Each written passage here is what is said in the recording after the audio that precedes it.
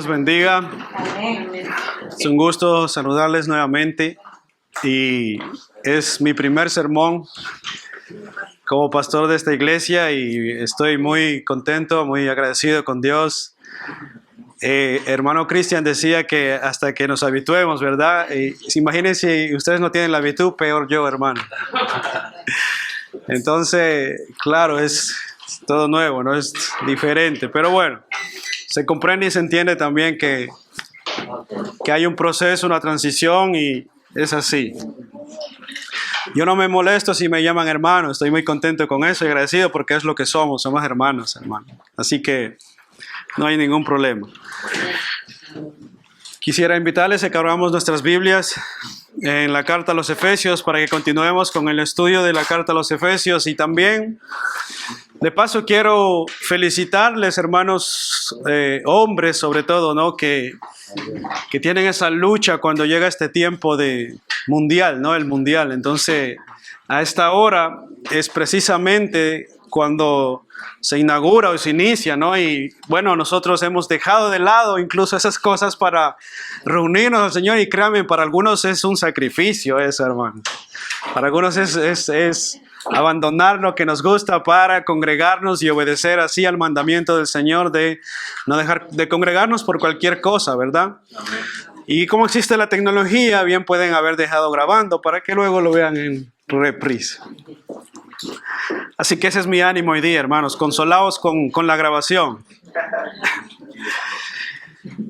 Bien, hermanos, he titulado este sermón o este tema para los que apuntan: los que antes andaban en tinieblas, ahora andan en luz. Ese es el título de mi sermón. Los que antes andaban en tinieblas, ahora andan en luz. Y está basado en Efesios capítulo 5, versículo 8 al 14. Si me acompañan ahí. Efesios capítulo 5, versículo 8 al 14.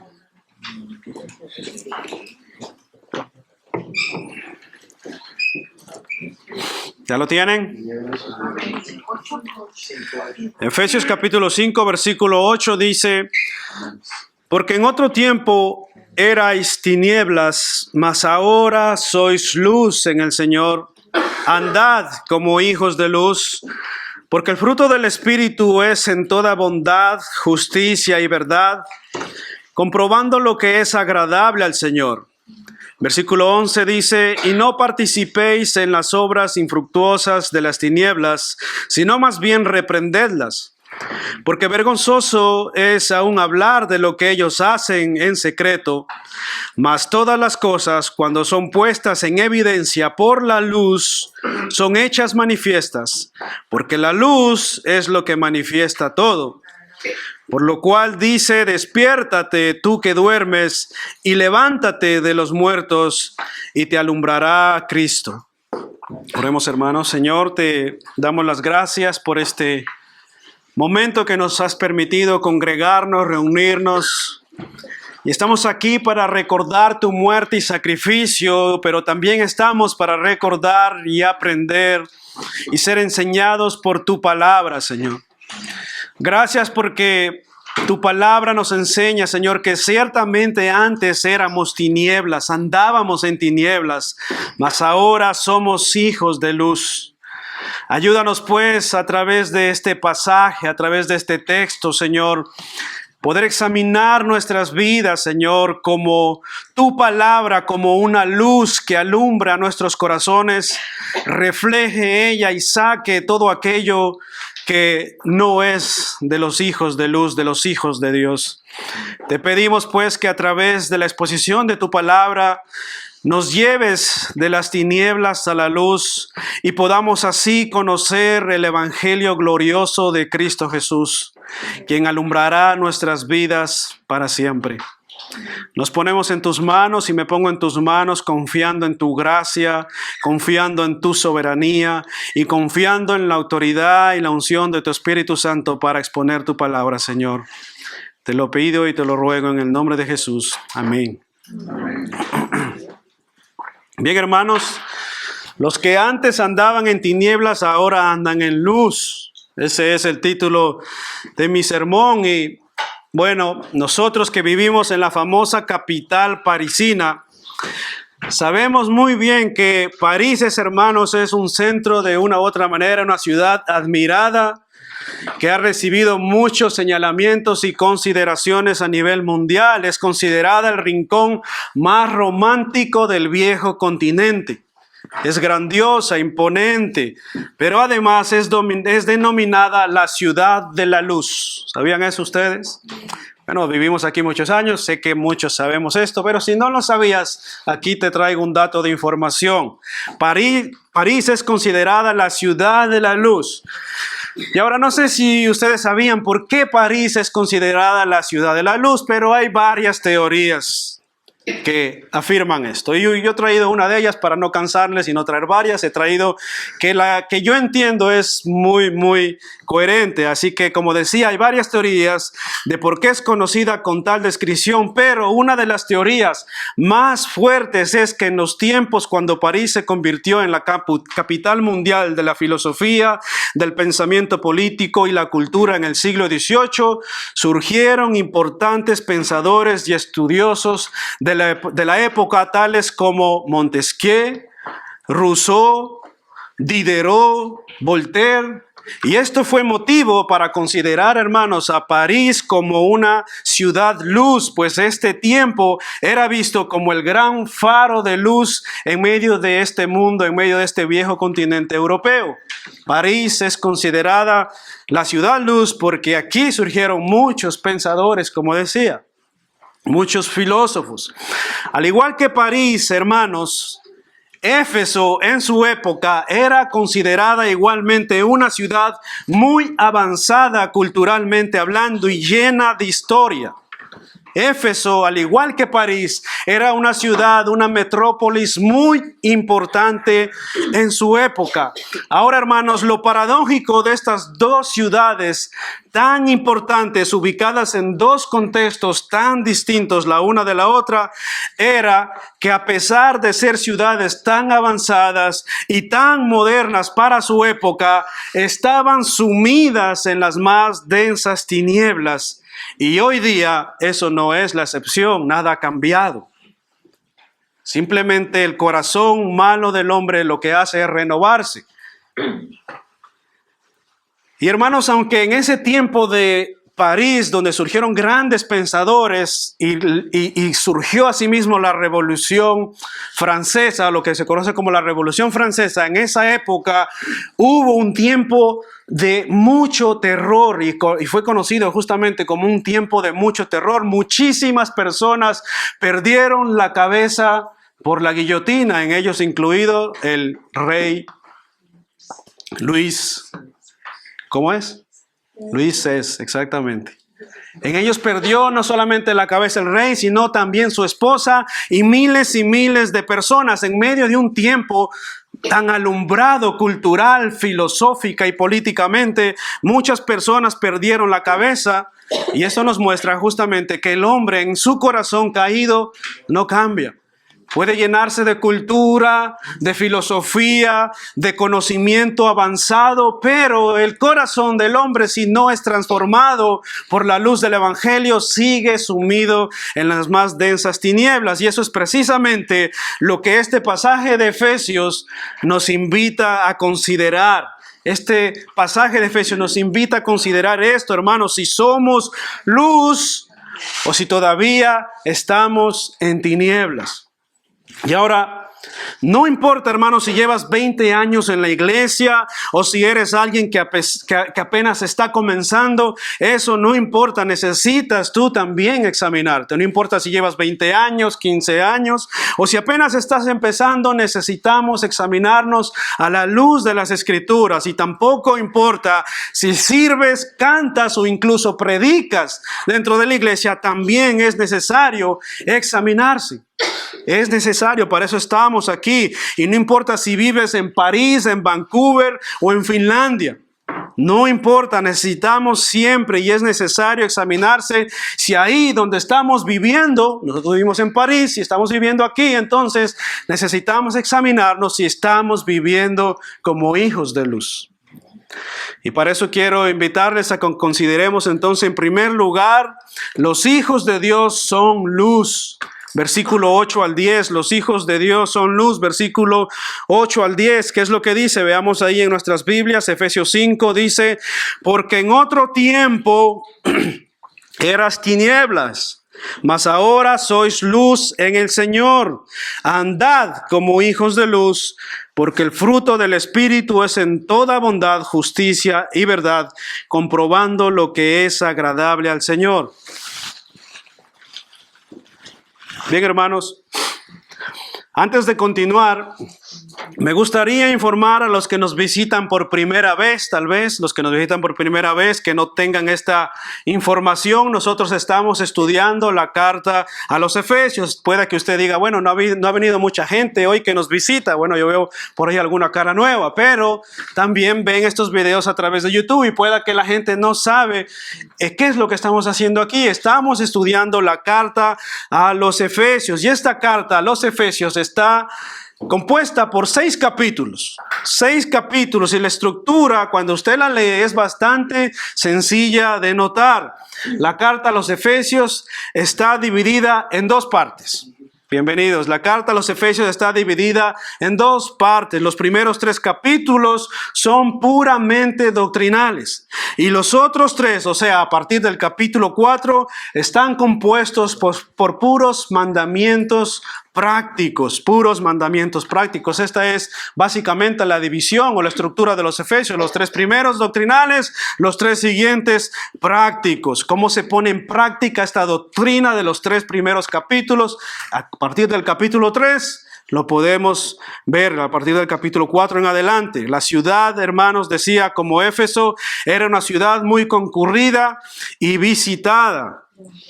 Ahora, hermanos, por mucha gente que visitaba esta ciudad de Éfeso, no solo era visitada o concurrida porque era una ciudad muy concurrida, sino porque existía ahí un templo pagano conocido como el templo de Artemisa, un templo muy conocido y considerado como una de las 7 maravillas del mundo para su época. Por eso decimos que Éfeso no era cualquier ciudad, era una ciudad de las 3 ciudades de aquel entonces, de las más importantes. Éfeso era una ciudad muy avanzada para su época, y a pesar de su avance cultural y económico, estaba sumida en las tinieblas más densas. Y es en ese contexto de tinieblas, de oscuridad y al mismo tiempo de avance cultural, donde Pablo anima a la iglesia a vivir como hijos de luz. Es interesante, hermanos. Es interesante cómo Pablo anima en medio de una ciudad tan cultural, tan diversa, tan concurrida, con un templo tan famoso, con una economía tan grande, tan poderosa, pero a la vez sumida en grandes tinieblas. Es interesante que Pablo anima a los cristianos de esa época a vivir como hijos de luz, y mucho más a andar como hijos de luz. Y creo, hermanos, que nosotros comprendemos muy bien este mandamiento, porque nosotros vivimos aquí en París, y como parisinos bien entendemos esto. Ya que, como decía, hermanos, antes, París es considerada una ciudad luz, brillante, ¿verdad? Con la Torre Eiffel brillando cada cierto tiempo. Es una ciudad conocida como la ciudad luz, deslumbrante en sus noches. Y sé que muchos de vosotros vais a tomarse fotos todas las noches, muchas veces, o alguna que otra, pasean por ahí y son atraídos por la historia y la cultura y todo lo hermoso de esta ciudad, hermanos, con tanta cultura y historia, pero igualmente, como decía al inicio, es una ciudad que no hace falta caminar mucho por las calles para tú darte cuenta que está sumida en tinieblas. Está sumida en tinieblas. De modo que si Pablo nos escribiera hoy día una carta, yo creo, hermanos, y pienso firmemente que Pablo nos diría lo mismo que les dijo a nuestros hermanos en Éfeso. Nos diría tal vez lo siguiente: amados hermanos de París, porque en otro tiempo erais tinieblas, mas ahora sois luz en el Señor. Andad como hijos de luz en París, la ciudad de la luz. Eso es lo que nos diría Pablo, lo mismo que los hermanos en Éfeso, es lo mismo que nos diría a nosotros. Amados hermanos de París, de Iglesia Bíblica Dios Soberano, andad como hijos de luz en la ciudad de la luz. Y es interesante, hermanos, como dice el versículo 8, en otro tiempo erais tinieblas. Habla en un verbo pasado, ¿verdad? En un tiempo pasado. Habla en un tiempo pasado, erais tinieblas. Muchos de nosotros podíamos seguro recordar cuando andábamos en nuestras andanzas. Muchos de nosotros podíamos pensar y recordar cómo eran nuestras andanzas y cómo era nuestra vida pasada. Y eso es lo que pregunto. ¿Qué tan tinieblas eras en tu vida antigua?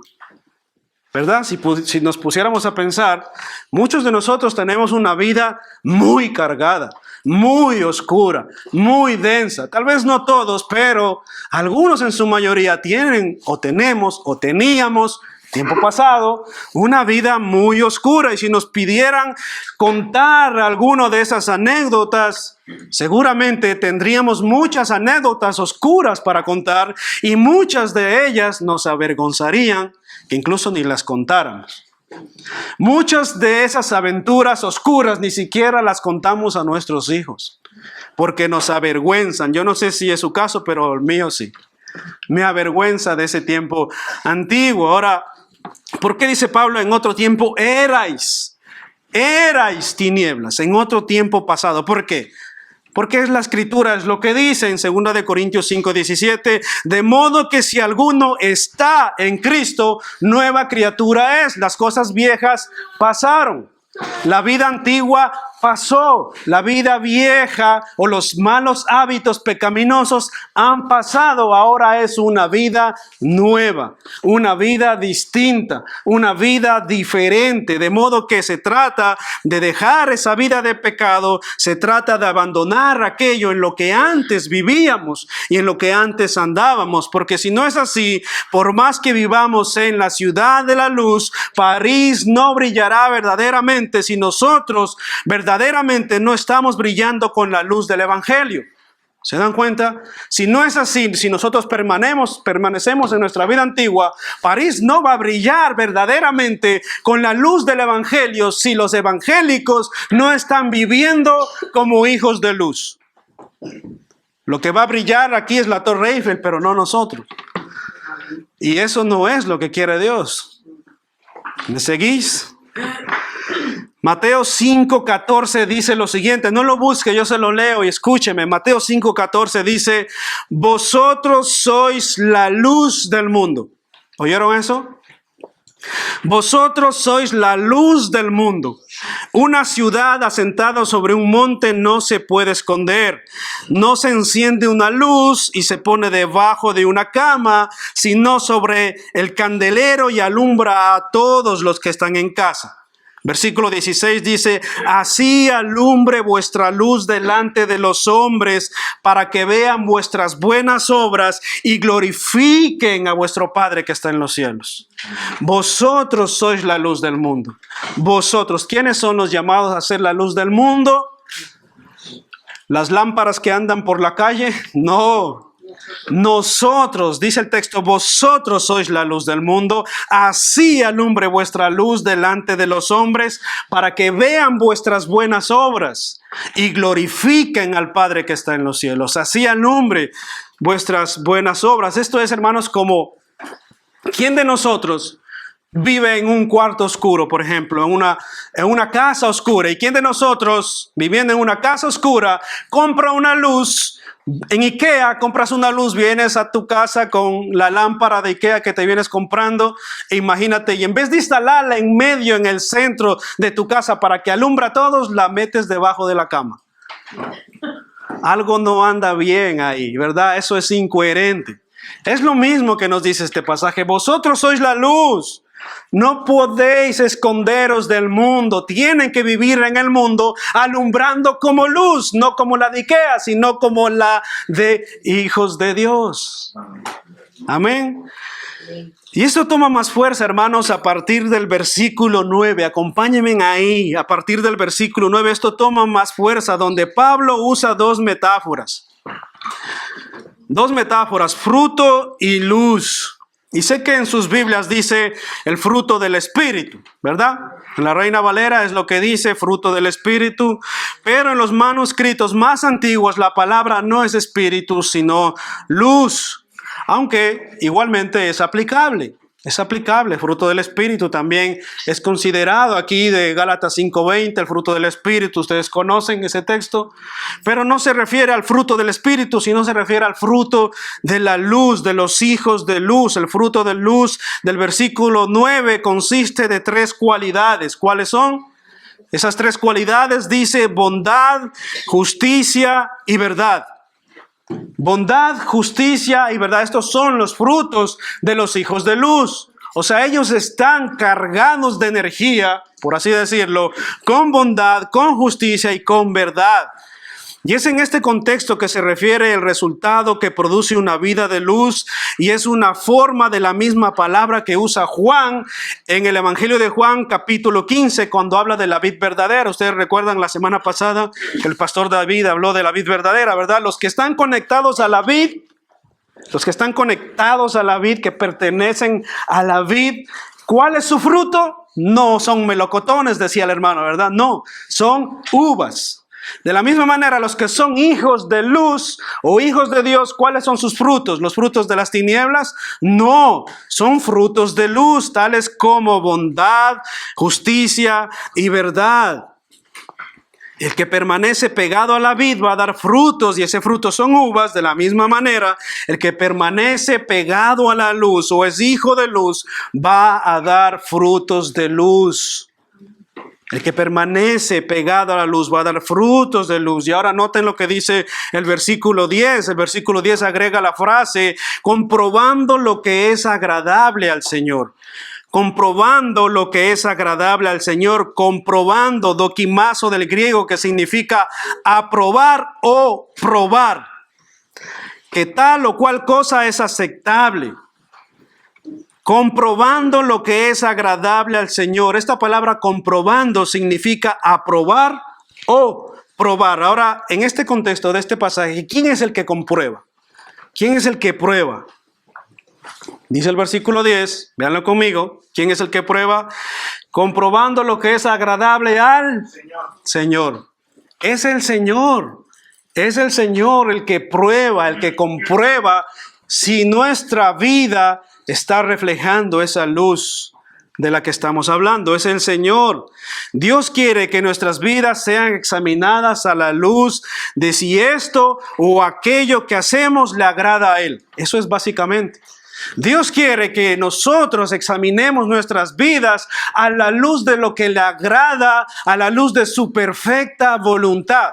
De manera que cuando tú haces algo, tomas decisiones, vas a algún lugar o participas de esto o de aquello, tú debes preguntarte si esto es la perfecta voluntad de Dios y si esto o aquello que estoy haciendo ahora le agrada o no le agrada al Señor. Cualquier sea la cosa que estés haciendo. No podemos desligar, ¿verdad? En la iglesia hacemos lo que agrada al Señor. En el trabajo no mucho, hay menos. En la escuela tampoco. En la iglesia todos decimos amén, gloria a Dios, cantamos santo, santo. Pero en la escuela o en la casa me comporto, no importa si no estoy haciendo mucha luz ahí. No es eso lo que dice la Escritura, ¿verdad? Debemos, hermanos, filtrarlo a la luz de la palabra de Dios, comprobando en dónde estás, qué es lo que estás haciendo, cuáles son las relaciones que tú estás entablando, con quién tú te estás relacionando, con quién tú estás conversando, con quién tú estás andando, qué es lo que estás haciendo, cuáles son los negocios que tú estás emprendiendo. ¿Son luz? ¿Le agradan al Señor? ¿Son rectos delante de Dios? ¿Son íntegros tus caminos, tus pasos, tus conversaciones con personas, si no es tu esposa o no es tu esposo? ¿Cómo son tus conversaciones con otras personas? ¿Son luz? ¿Pueden ser filtradas a través de la palabra de Dios? ¿Es agradable esto o aquello que yo estoy haciendo? ¿Le agrada al Señor? No es si le agrada al pastor, no. Es si le agrada al Señor. Lo que tú haces, lo que yo hago es y debe ser filtrado a la luz de si le agrada o no al Señor. Para saber si andamos como hijos de luz, permítanme algunas implicaciones con estas tres cualidades que encontramos aquí: bondad, justicia y verdad. Haciéndonos las siguientes preguntas. Por ejemplo, la primera es bondad, ¿verdad? Ahí dice en su Biblia, ¿verdad? La primera es bondad. ¿Estoy procediendo con toda bondad? La bondad es relacionada con tu prójimo.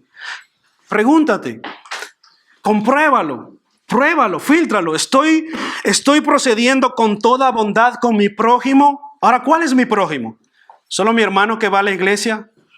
No, también es mi vecino, también es el compañero de trabajo, también son mi prójimo. Y también estoy en la responsabilidad de ser bondadoso, de ser luz para él, ¿verdad? ¿Estoy procediendo con toda bondad con mi compañero de escuela, con mi compañero de colegio? ¿Estoy procediendo con toda bondad? En segundo lugar es justicia, la palabra justicia. ¿Estoy actuando con toda justicia? ¿Estoy actuando con toda justicia en mi vida diaria, en mi caminar? ¿Estoy actuando con toda justicia o estoy siendo fraudulento en mi vida? ¿Cómo estoy ahí? ¿Cómo estoy actuando con toda justicia? ¿Estoy siendo justo? ¿Estoy siendo correcto? ¿Estoy siendo íntegro en mis negocios, en mis relaciones, en mi trabajo, en mi economía? ¿Estoy siendo justo o estoy siendo fraudulento en mi vida? Eso es lo que Dios nos manda a examinarnos. A ver si estamos... Ustedes han visto, hermanos, que cuando uno está en un lugar oscuro y viene la luz, te alumbra, ¿verdad? Eso es lo que hacemos nosotros cuando venimos a la iglesia. Muchas veces estamos en la semana en el cuarto oscuro. Y cuando venimos a la iglesia, la luz del evangelio y la luz de la palabra va a iluminar nuestras vidas de tal manera que va a mostrar dónde nosotros estamos fallando, dónde nosotros estamos pecando. Y ¿sabes algo? Esto es una gracia y una misericordia de Dios que no quiere dejarte tal como eres, sino que Dios quiere cambiarte. No en apariencia de lo que tú eres, sino en el ser interior de tu corazón. Porque las apariencias son momentáneas y pasajeras y engañan un tiempo, pero no toda la vida se puede vivir engañando. No toda la vida. Así que es necesario examinarse. Y en el tercer lugar, estoy diciendo la verdad. Es la palabra que sigue, es verdad. Ya dijimos bondad, justicia y verdad. Estoy diciendo la verdad. Estoy viviendo en verdad. Estoy hablando con verdad con mi hermano, con mi hermana. Cuando nos juntamos entre hermanos, ¿cómo hablamos? Inventamos, calumniamos, chismeamos. ¿Qué es lo que hacemos? ¿Estamos hablando en verdad? ¿Estamos viviendo en verdad? Debemos vivir en verdad. Debemos ser genuinos en verdad. Debemos hablar con la verdad. Y sé, hermanos, que muchas veces cuando hablamos la verdad o vivimos en verdad, esto no es muy agradable. A veces también choca, ¿verdad? Pero recuerdan cuando Pablo estaba aconsejando a Timoteo justamente, cuando Pablo aconsejaba a la iglesia de Éfeso a decir la verdad en amor. Van ligadas la una de la mano de la otra. No van separadas. No, yo solo digo la verdad. Caiga quien le caiga. Son mis palabras como machete. Eso no es lo que dice la Escritura. La Escritura dice que la verdad debe estar ligada al amor. De la misma manera, Pablo le dice a Timoteo, exhorta con toda paciencia y doctrina. O sea, con la verdad. ¿Sí ven? Esa es la conexión. Ya hemos visto entonces, hermanos, que los hijos de Dios andan en luz y son luz. Lo contrario a esto sería que los hijos del maligno son tinieblas, ¿verdad? Eso es como lógico, ¿no? Los hijos de luz andan en luz. Sencillo, ¿verdad? Ahora, lo contrario a esto sería que los hijos del maligno, ¿dónde andan? ¿En luz? No. Andan en tinieblas y esto es lo que nos lleva a nuestro segundo encabezado. Los hijos de Dios rechazan las tinieblas. Los hijos de Dios rechazan las tinieblas. Versículo 11 al 13, acompáñenme ahí. Efesios 5, versículo 11 al 13, ¿qué es lo que dice? James Bond nos está visitando. Desconecten sus teléfonos, por favor. Dice el versículo 11, lean conmigo, y no participéis en las obras infructuosas de las tinieblas, sino más bien reprendedlas. porque vergonzoso es aún hablar de lo que ellos hacen en secreto, mas todas las cosas cuando son puestas en evidencias por la luz son hechas manifiestas, porque la luz es lo que manifiesta todo. Amén. Ya me dio calor, hermanos. Pablo, hermanos, ahora dirige su atención y sus palabras al asunto de la relación entre los hijos de la luz y las obras infructuosas de las tinieblas. Ahora dirige Pablo su atención a esto, hacia los hijos de la luz y las obras infructuosas de las tinieblas en el versículo 11. Y esto es lo que Pablo aconseja, hermanos. En el versículo 11, dice el versículo 11, y no participéis en las obras de las tinieblas, sino también reprendedlas. Reprenderlas. Y ese es el consejo de Pablo desde el capítulo 4. Desde el capítulo 4 Pablo viene aconsejando a los efesios.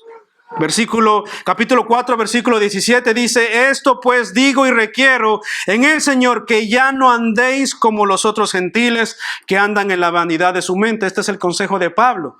El mismo consejo del versículo 11, capítulo 5, es el mismo consejo que viene dando desde el capítulo 4, versículo 17. Esto pues digo y esto requiero en el Señor: ya no andéis como los gentiles, ya no anden como la gente del mundo, ya no anden en tinieblas. Esto es lo que dice lo mismo el versículo 11. No participéis de las obras infructuosas, sino más bien reprendedlas. A eso se refiere Pablo cuando dice: ustedes son luz, por lo tanto no participen de estas cosas. Ustedes son luz, por lo tanto no participen de estas cosas, pero también deben emprender una acción positiva y decisiva contra las obras infructuosas. O sea, Pablo no dice solamente que no participemos de las obras infructuosas, sino también nos anima a tomar una acción positiva. Dice reprenderlas. ¿Sí oyeron eso? O sea, no dice que solamente no participemos de las obras malas y no vivamos como en nuestra antigua manera de vivir, sino que también las reprendamos cuando las veamos cerca. Tú no puedes ser una luz que no alumbra. Si eres luz, expondrás las tinieblas. Esto es algo lógico. Esto es hasta por lógica, hermano. Tú no puedes decir: yo soy hijo de Dios, y caminar entre personas tal vez del mundo que tienen sus prácticas y sus conversaciones, y tú permanecer en silencio, no decir nada. O sea, tú no estás alumbrando. Si tú eres luz, lo más lógico es que tú alumbres. Eso es lo más lógico, hermanos. Expondrás las tinieblas. Quiero ilustrar esto con un ejemplo. No sé si, he ilustrado ya esto antes con el paseo de un puente. Es como si uno ha pasado por un puente y en medio camino encuentra baches, agujeros, ¿verdad? En alguno cayó, en alguno se trompezó, y ahora de regreso nuevamente al inicio del puente, ve a otra persona que va a pasar por ese mismo puente. Entonces imagínate tú que has caminado, has pasado un gran puente, y en ese caminar de ese puente te has encontrado con baches, te has encontrado con agujeros, y en alguno de esos baches tropezaste y caíste. Entonces vuelves al inicio del puente de regreso nuevamente, pero ves a otra persona que se aproxima a caminar nuevamente por ese mismo puente que ya tú pasaste. ¿Qué es lo más lógico que deberías hacer?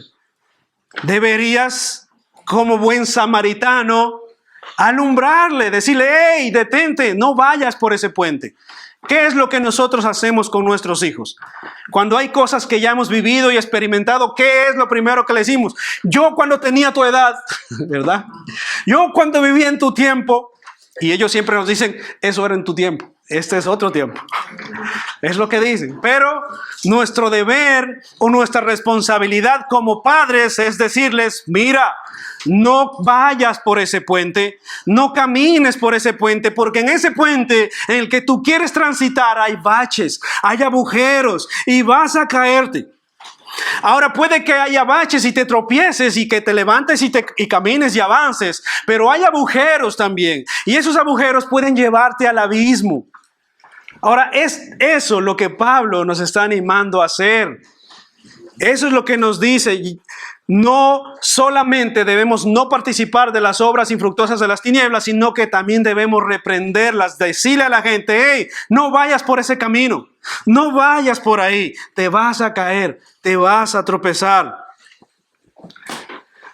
Si no hacemos esto, estamos siendo tinieblas igualmente. Nuestra luz no está brillando. ¿Te imaginas? Imagínate, alguien viene y te cuenta que ha robado algo. Me he ganado algo. Me he ganado. Cambiamos la palabra, ¿no? Ya no es me he robado algo. Antes en el mundo me robé algo y orgulloso del gran robo que he hecho. Ahora lo cambiamos. He ganado algo. Me he ganado algo. Imagínate, alguien viene y te cuenta y te dice, he robado algo. ¿Tú qué vas a hacer? ¿Vas a felicitarle? Comparte pues un poco. No, ¿verdad? ¿Qué es lo que nosotros debemos hacer? ¿Tú lo felicitas tal vez por haber robado algo? No lo felicitamos. O alguien viene a contarte que ha mentido. Alguien viene a contarte, he mentido, he hecho una gran mentira a mi esposa o a mi esposo, o a mis hijos, o a mi jefe para escaparme de algo. ¿Y qué hacemos nosotros? Le felicitamos por su mentira. ¡Wow! ¡Qué astuto eres! ¡Tremendo! Impresionante. Tienes que darme de tus consejos. Dime tus redes sociales para seguirte, para más consejos. No es lo que nosotros hacemos, hermanos. Si nosotros hacemos eso, estamos participando de las mismas obras infructuosas de las tinieblas. Nosotros no felicitamos a la gente cuando hace eso. Así que de tal manera que cuando tú sabes que alguien está pecando alrededor tuyo y tú no le dices nada, estás haciendo tinieblas igual que él. Estás participando de lo mismo. O sea, en vez de ser luz, lo que están haciendo contigo, esas cosas que te están contando, esas cosas que tú sabes, es como que vienen y te apagan, te desconectan. Abajo el switch. No brillas más. Eso es prácticamente lo que hacen con nosotros. Esas cosas, hermano, cuando son pecaminosas, son cosas vergonzosas. Y Pablo lo menciona aquí en el versículo 12, que ni siquiera deberían mencionarse entre nosotros. Decíamos algunas semanas atrás, el hermano Abel predicó de eso. ¿Recuerdan? Hay cosas tan vergonzosas que ni siquiera deberían mencionarse entre los cristianos. El versículo 12 es lo que dice. Dice que da vergüenza aún mencionar lo que ellos hacen en secreto. Y obviamente si es en secreto las cosas que hacen, es vergonzoso. Hay pecados que la gente lo hace pues y no le importa si lo ve o no lo ve. Pero hay cosas tan vergonzosas que deben ser hechas en secreto. Y ahora, ¿a qué se refiere Pablo con lo que dice el versículo 12? ¿A qué se refiere Pablo con lo que dice el versículo 12? Se refiere a las obras de las tinieblas que son hechas en privado o son hechas bajo la sombra de la noche o cuando no pueden ser detectadas ni vistas por el ojo humano. Las obras que ellos hacen en secreto. Esas obras infructuosas de las tinieblas que son vergonzosas son obras que son hechas en lo oculto, en la oscuridad, donde el ojo humano no puede ver. ¿Por qué? Porque son vergonzosas. Por eso aquella persona que lo practica se oculta, se esconde. Ahora, lo que no sabe esta persona es que el ojo humano no puede ver, y eso es una gran verdad, pero Dios que está en los cielos, Él ve todo. Versículo 13 dice, mas todas las cosas cuando son puestas en evidencia por la luz son hechas manifiestas, porque la luz es lo que manifiesta todo. Y sí, hermanos, las malas obras en secreto no siempre permanecen en secreto. ¿Sabían eso? ¿Les cuento un secreto? Les cuento un secreto, este es el secreto. Las malas obras en secreto no siempre permanecen en secreto. ¿Habéis oído, jóvenes que estáis aquí? Jovencitos, jovencitas, hombres, mujeres, todo el mundo. Las malas obras en secreto no siempre permanecen en secreto. Tarde o temprano Dios, y es Él y solo Él quien las saca a la luz. Tarde o temprano. Pero ¿y sabes algo, hermano? Es mejor que lo saque un hermano o una persona a que lo saque Dios. ¿Sabes por qué? Porque cuando Dios saca a la luz esas obras de las tinieblas, entonces sí es más vergonzoso. Y no creas que no pasará, no te dejes engañar en tu corazón caído diciendo, bueno, yo soy muy astuto, a mí nadie me ha pillado, yo siempre he sabido esconderlo bien. ¿Sabes algo? Tarde o temprano saldrá a la luz. Y no estamos hablando, hermanos, solo de pecados escandalosos, porque puede que pensemos que solo hablamos de pecados escandalosos. No estamos hablando solo de eso, también estamos refiriéndonos a estafar, a mentir, a robar, a engañar. Estamos refiriéndonos también a eso. Estafar, a veces uno oculta, ¿verdad? Estafando. Uno engaña en manera oculta, uno miente de manera oculta, uno roba de manera oculta. Tarde o temprano saldrá a la luz las obras infructuosas en las que te mueves. Si estás haciendo eso, yo te invito a que te arrepientas y abandones tus malas obras. Lucas 8:17, porque nada hay oculto que no haya de ser manifestado, ni escondido que no haya de ser conocido y de salir a la luz. Lucas 8:17. Porque nada, ¿oyeron eso? Nada hay oculto que no haya de ser manifestado. Nada hay oculto que no haya de salir a la luz. Nada hay escondido que permanezca en secreto. Tarde o temprano saldrá a la luz. Y es Dios quien lo saca muchas veces. Y nosotros, hermano, ¿qué es lo que pensamos muchas veces en nuestro pensamiento caído? Pensamos que ciertamente permaneceremos en secreto y que nadie se dará cuenta de nuestras obras infructuosas. Nadie. Jeremías 23:23, escucha lo que dice. ¿Soy yo Dios de cerca solamente, dice Jehová, y no Dios desde muy lejos? ¿Se ocultará alguno, dice Jehová, en escondites que yo no lo vea? ¿No lleno yo, dice Jehová, el cielo y la tierra? Esas son unas preguntas retóricas que Dios hacía a través del profeta Jeremías, y te puede preguntar lo mismo. Y si tú estás andando y ocultando cosas en tu corazón, puede que el Señor te esté diciendo hoy mismo esto. ¿Soy yo Dios de cerca solamente, dice Jehová? ¿No soy yo también Dios desde muy lejos? ¿Te ocultarás de mí en algún escondite que yo no te pueda ver? ¿No lleno yo, acaso, dice Dios, los cielos y la tierra? ¿No están mis ojos en todo lugar? ¿Acaso no estoy sentado yo en mi trono? ¿Acaso mis ojos no son como un fuego que resplandece en las tinieblas? ¿Crees tú que puedes esconderte de los ojos de Dios? Eso es básicamente lo que nos dice el Señor. Esto es como cuando un niño se esconde para asustar a sus padres. ¿Has visto alguna vez los niños a veces? Ellos piensan que van a asustar a su padre. Bueno, mis hijos alguna vez han hecho esto. Abraham ya no tanto porque él ya está grande y lo descubro rápido. Pero Benjamín a veces suele hacer esto. Se esconde o toma escondites ahí para intentar asustar a su padre. Aunque yo ya lo he visto dónde está, pero él quiere asustar a su padre. Y es precisamente eso lo que nosotros intentamos con Dios. Actuamos como niños, intentando ocultarnos de Dios. Estamos actuando como niños. Dios ya nos ha visto y sabe dónde te ocultas y dónde estás. Entonces, ¿cómo nos vamos a ocultar? Así que nosotros somos llamados a hacer luz y a exponer lo que el pecado hace y lo que es malo. Dice el versículo 11, no participen de estas obras, sino más bien reprenderlas. ¿Quiénes son las que deben reprenderlas?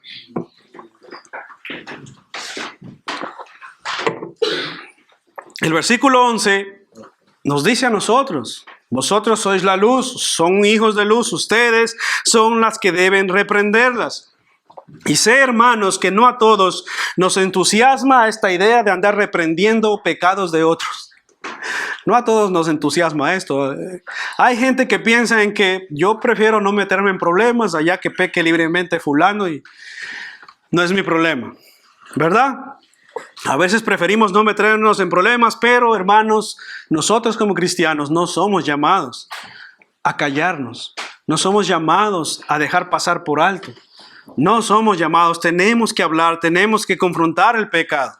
¿Saben por qué, hermanos? Porque lo peor de nuestra sociedad actual es que se le ha cambiado la etiqueta al pecado. Lo peor de nuestra sociedad actual es que se le ha cambiado la etiqueta al pecado. No es que en los siglos pasados se pecara menos. y que hoy se peca mucho más. No, en los siglos pasados era igual y hasta peor incluso. Pero lo que realmente alarma en nuestros días es el afán de pintar los pecados más vergonzosos con los bellos colores más relucientes. O sea, el mundo intenta ocultar el pecado alabándolo, dándole otro tinte, dándole otro color, pero sigue siendo pecado. Y si nosotros, que supuestamente somos llamados a hacer luz, a no participar de lo mismo y hacemos lo mismo, por lo tanto, no podemos decir nada y optamos por callarnos, ¿verdad? Nosotros somos llamados a no ser partícipes de lo mismo, pero si nosotros estamos participando de lo mismo, ¿qué optamos por hacer? Guardar silencio. Y es por eso que muchas veces dentro de la iglesia incluso no hay confrontación de pecado.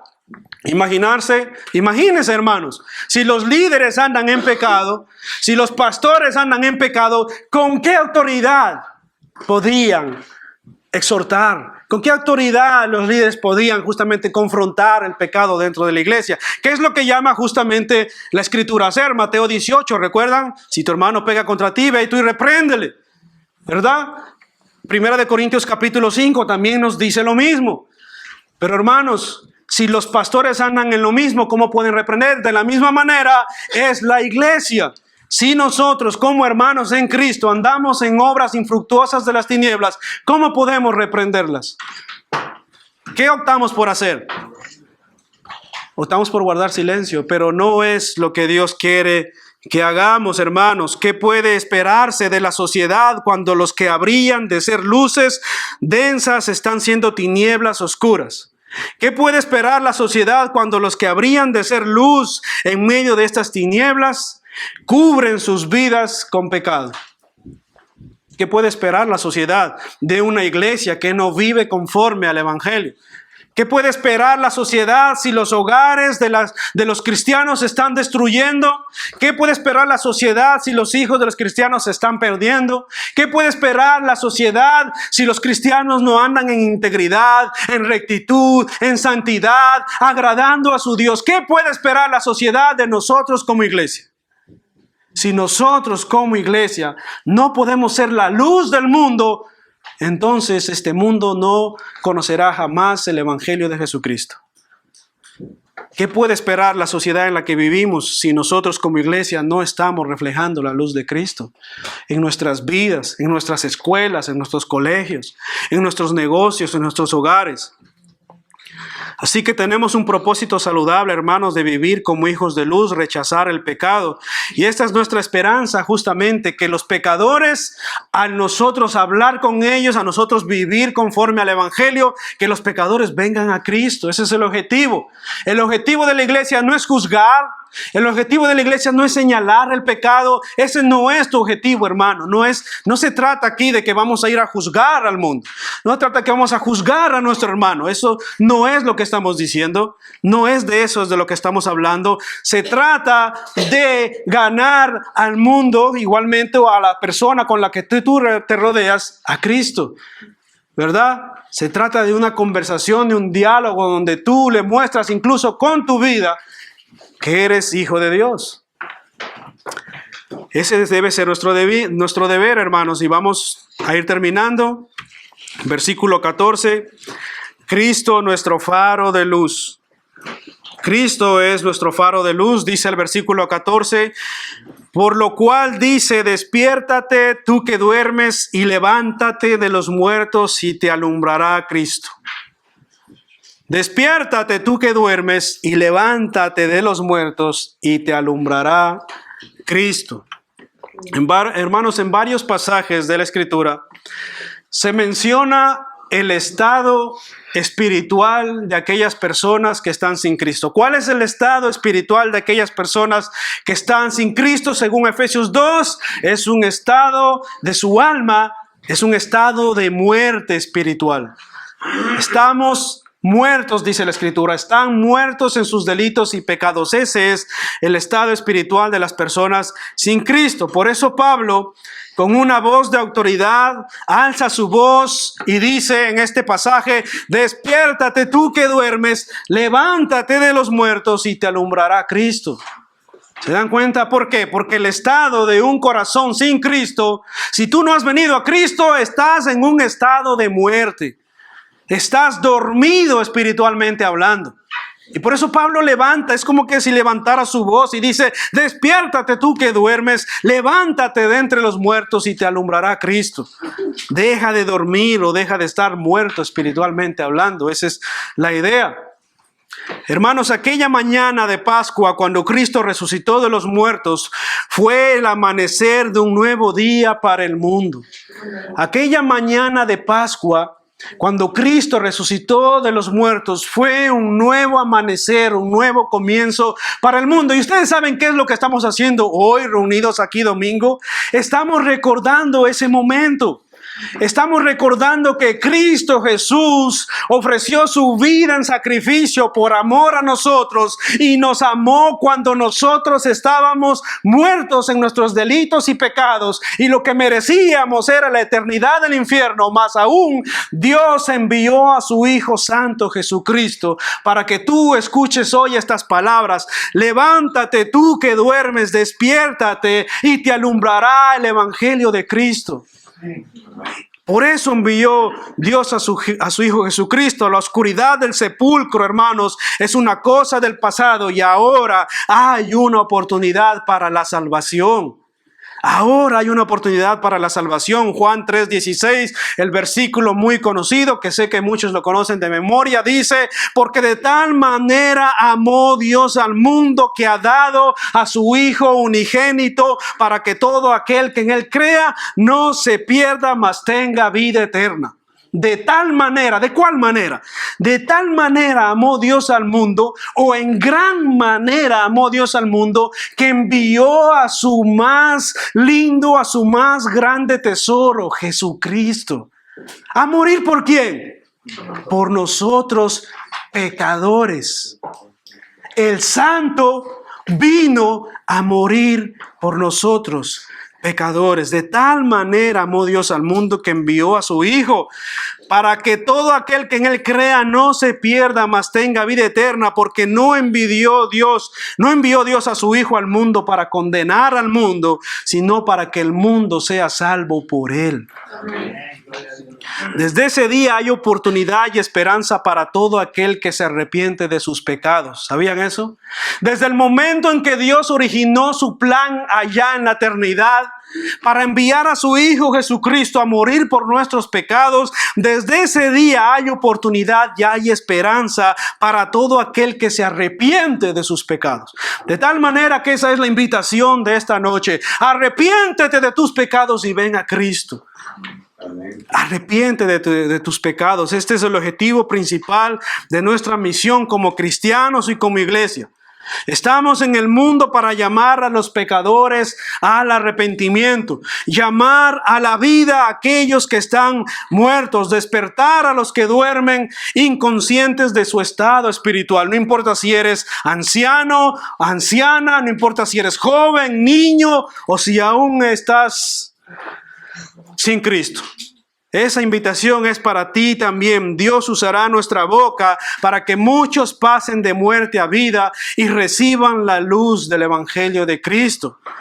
En ese sentido, hermanos, los creyentes son llamados a despertarse del sueño y los incrédulos a levantarse de entre los muertos. Porque ciertamente muchas veces nosotros como cristianos, como creyentes, nos quedamos en un estado de religiosidad permanente y estamos como dormidos.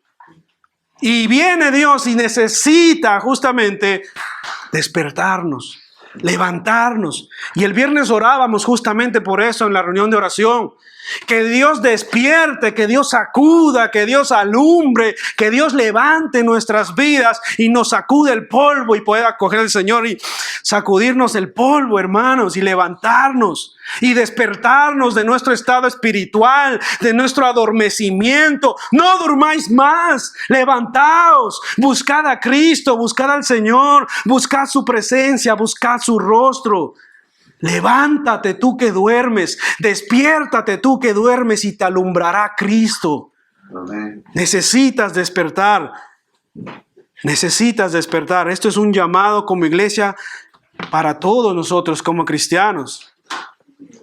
Y ¿saben algo, hermanos? Termino con esta frase del pastor John MacArthur que dice lo siguiente: Dios mide el éxito de cada iglesia no por su tamaño y su reputación, sino por su devoción a la verdad y a la pureza. ¿Oyeron eso? Dios mide el éxito de cada iglesia no por su tamaño, no por su reputación, no por sus locales, sino por su devoción a la verdad y a la pureza.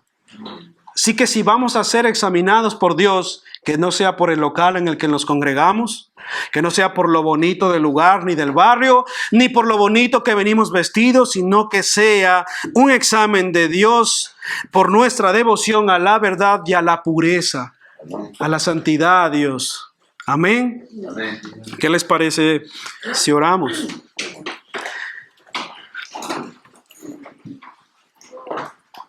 Señor, te damos gracias por tu palabra. Y te agradecemos, Señor, por que podemos ser examinados a través de ella, Señor. Cuánta necesidad hay en medio nuestro para que tú, Señor, nos examines nuestro corazón, para que nos despiertes a la realidad, Señor, de que ciertamente vivimos delante de tu presencia. Vivimos de cara a ti, Señor.